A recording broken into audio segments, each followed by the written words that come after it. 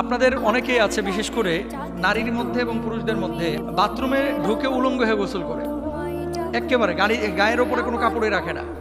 এই ধরনের চিত্রগুলো, যেগুলোকে নেকেড চিত্র বলা হয়, এই ধরনের চিত্রগুলো আসলে জিন শয়তান এবং আপনার যারা ওয়াসওয়াসা দেয়, এদের একটা আদর্শ চিত্র বা এই চিত্রগুলো তারা পছন্দ করে। এগুলো কখনো করবেন না, এগুলো আবারও বলি কখনো করবেন না। প্যান্ট পরে ঢুকেছেন বা লুঙ্গি পরে ঢুকেছেন, ওটা পরে আপনি গোসলটা করবেন ইনশাআল্লাহ তাআলা। আর কিছু মানুষ দেখবেন উপুর হয়ে শয়, মানে নিতম্ব উপরের দিকে, বুকটা নিচের দিকে, বালিশের ওপরে বুকটা রেখে উপুর হয়ে শয়, এভাবে আপনারা শোবেন না। এই ধরনের শোয়া যারা অবলম্বন করে, বদজিনের আসর এবং বোবা জিন তাদেরকে বেশি ধরে। এটা রাসূল আকরাম সাল্লাল্লাহু আলাইহি ওয়াসাল্লাম পছন্দ করেন নাই, আপনারা খেয়াল করবেন।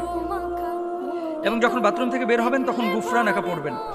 আর বিশেষ করে সন্ধ্যাবেলায় আপনারা জানালাগুলো লাগায় রাখবেন। সন্ধ্যাবেলায় যখন মাগরিবের আজান হবে তার আগে আপনারা জানালা লাগায় দেবেন। আপনারা কি করেন, জানলাটা লাগান কখন?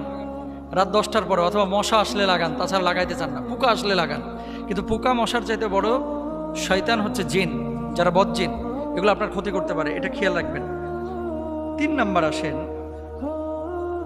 কিছু জামা কাপড় আপনারা দীর্ঘদিন ঝুলায় রাখেন, এবং রাসূল আকরাম সাল্লাল্লাহু আলাইহি ওয়াসাল্লাম বলছেন তোমাদের জামা কাপড় ভাঁজ করে রাখো, কারণ এইসব জামা কাপড়ের কাছে দুষ্টজনেরা ফিরে ফিরে আসে, আর শয়তান ভাঁজ করা জামা কাপড় পরে না, মেলে দেওয়া পোশাক পেলে পরিধান করে। এটা সিলসিলা জাইফের মধ্যে রয়েছে 2801 নম্বর অংশে।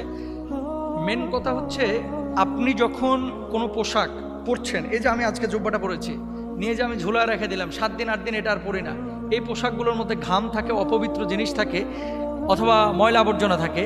এই পোশাকগুলো জিনদের, মানে বদজিনের একটা আদর্শ পোশাক, এগুলো তারা পছন্দ করে, এগুলোর উপরে প্রভাব ফেলে।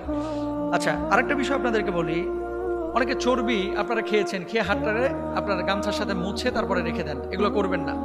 যেখানে চর্বি, গরুর গোশত খেয়েছে, টিস্যু দিয়ে মুখটা মুছে, টিস্যুটা আস্তে করে ওই বিছানার কোনায় ফেলায় থুয়ে দেয়, এগুলো জিনের খাবার এবং জিনেরা এগুলো পছন্দ করে।